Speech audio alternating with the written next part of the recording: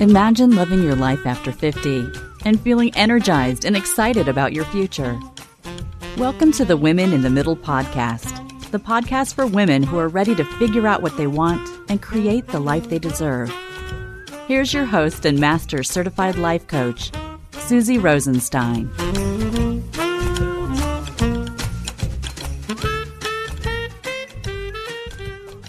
Hey there, today's episode is all about something I'm calling Joy in the Green Months, and it has to do with mixing a little gardening with a little mindfulness. Let's go. Welcome back to the podcast Women in the Middle with over 2 million downloads and counting. I'm your host, Susie Rosenstein, your master certified coach, life leadership mentor, and certified Zentangle teacher, and I am so glad to be here with you again. This podcast is for women over 50 whose lives look fine on the outside, but don't feel as clear or as intentional as they used to. So, the other day, I was holding my phone when I saw somebody schedule a new appointment. It was a next chapter direction session. I talk about it all the time here. You've heard it before, and I saw it come in. It was so fun to see it come in. It was like, boop, there it is. So I checked out what she wrote. I ask everyone who books a call like this to tell me the reason that they're reaching out.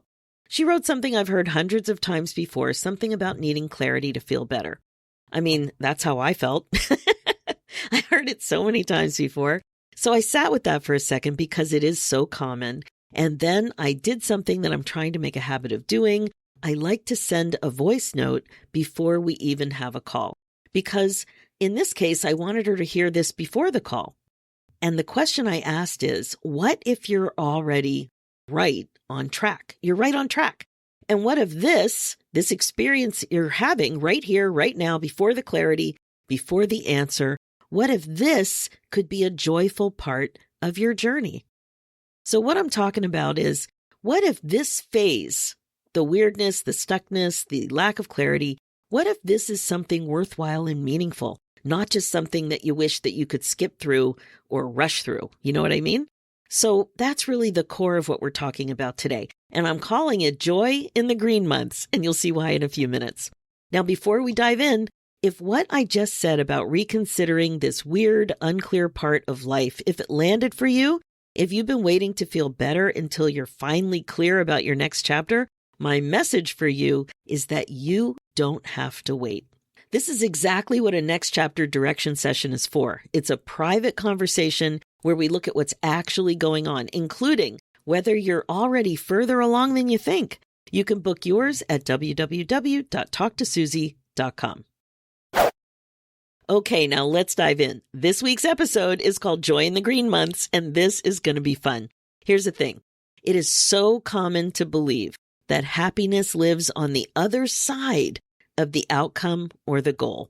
And what this means is that we plan stuff and then we wait until the big fun thing happens to let ourselves feel the big fun feeling. Things like maybe an exciting vacation or getting a big degree. Maybe it's a big move or finally retiring. And it even could be the big aha or clarity itself.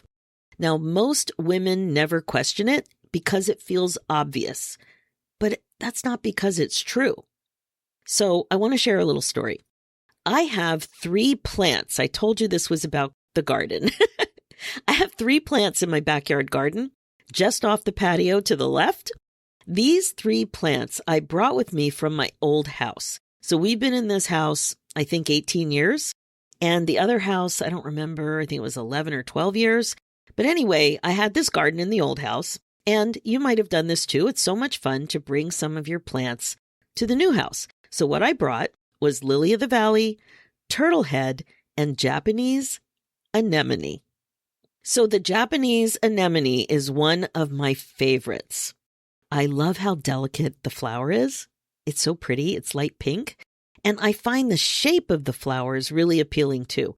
So the thing is, it doesn't bloom for most of the summer. It's just green leaves, nothing else for months. You have to wait until late August for the flower.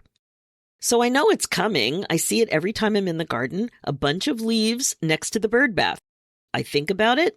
I'm not annoyed or anything, but I know it's just plain old green clump of leaves with no flower action. So I recognize that it's there doing its thing, but it's flowerless for most of the summer. But think about it. If I only got joy from the blooms or the blooming phase, I'd be missing almost the entire life of the plant. Here's something I really want you to appreciate. The Japanese anemone has something you don't really have. It pretty much has a guarantee.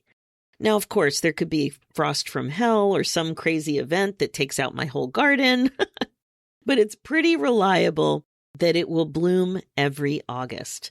I don't have to think about it. I don't need to decide anything. I can talk about it without much hesitation. It's not risking anything to watch it and appreciate it. You, on the other hand, my friend, and most of what you're working through in midlife, you don't get that same guarantee. Remember how elusive clarity can feel? You don't know when it's coming or what it will look like or whether the thing that you're building or working toward or desiring will even work out the way the flower always does. It's not the same thing. So thinking that you should just be patient like the flower, that's not really enough. You need something the flower doesn't need. With the midlife stuff, it's not just about belief. It's also about developing some skills and a belief in yourself. So the way I see it, there are two levels to tending that anemone. The first is the obvious one. You water it, you take care of it, you do the things. But the second level is the one that actually creates the joy. It's the energy and the mindset that you bring to that care. So imagine looking at the green leaves in July with something like contempt or annoyance, thinking something like, oh, geez, still nothing pretty? Just the green leaves? What's the point of having it in my garden? Or maybe, come on now, you slow flower, get cracking. Or you could be experiencing something like this instead. You actually notice the leaves. You appreciate their green color. You're fascinated by the shape of them. You see their own kind of beauty. Now, this approach has nothing to do with the flower that isn't even there yet. Now, if you've been a listener to the podcast for some time, you might recognize where my inspiration came from for this topic today. It's from Tom Sterner's book, The Practicing Mind. Now, I'll put a link to the book and to the episode where I interviewed him in the show notes. This is also where my fun framework comes in. 3 moves, and they map right onto this garden. F stands for find your thoughts. So notice which one you're having in the green months. Is it, this is boring, nothing's happening, that kind of a thing?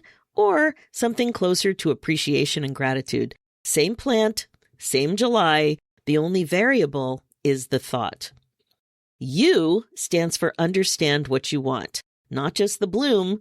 I'm talking about the experience. So decide on purpose that you might want anticipation to feel like something good, not something to endure.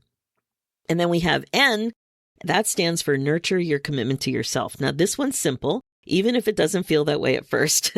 It's the same tending to the garden that you're already doing, the watering, the care, but it's done on purpose with intention instead of on autopilot. So same actions, different mindset behind them. That's the whole shift. Now let's keep going and amplify the green. I've talked about the concept of amplification before, especially in episode 283. Now, if you want to go back, you'll hear about David Letterman-inspired tradition that I do every New Year's called the Top 10 Days. In that episode, I talked about being able to feel a great moment coming on, like you feel it in the moment coming on, and you lean into it on purpose to blow it up, to make it even bigger, to amplify it. It's like realizing a top 10 day of the year in real time and making it even better. So with amplifying the green, it's the same muscle, but it's a little different. Instead of amplifying a moment you already know is good, you're amplifying one that doesn't look like anything yet. And that is a harder skill, and it might be a more valuable one. So back to the next chapter direction session that came in and the voice note I sent before we even talked. If any part of this is landing for you, please remember that you don't have to wait for the flower to bloom to have a good life. You're allowed to find real joy in the green months, not fake joy, not forced positivity, but, actually appreciate what's going on. Have appreciation for where you are, tended well, on purpose. If you're standing in your own green season right now, not sure when the bloom is coming, maybe not even sure what it'll look like, that's exactly what a next chapter direction session is for. And you can book yours at www.talktosusie.com. So thanks for being here today. It genuinely means a lot that you spend your time with me. For show notes and links, head over to www.susierosenstein.com and look for episode 468. And don't forget to check out the Women in the Middle Entrepreneurs. That's my other show all about the reality of running a business as a midlife woman. It's everywhere you listen to podcasts. And one more thing, I wanted to let you know I'm also on Substack now. You can find me at Women in the Middle, so you can look for me there. I would love to connect. As always, being the queen of your brain domain is still the best way to be. It's time to put yourself first, one thought at a time. Thanks so much for listening, and I'll talk to you next week.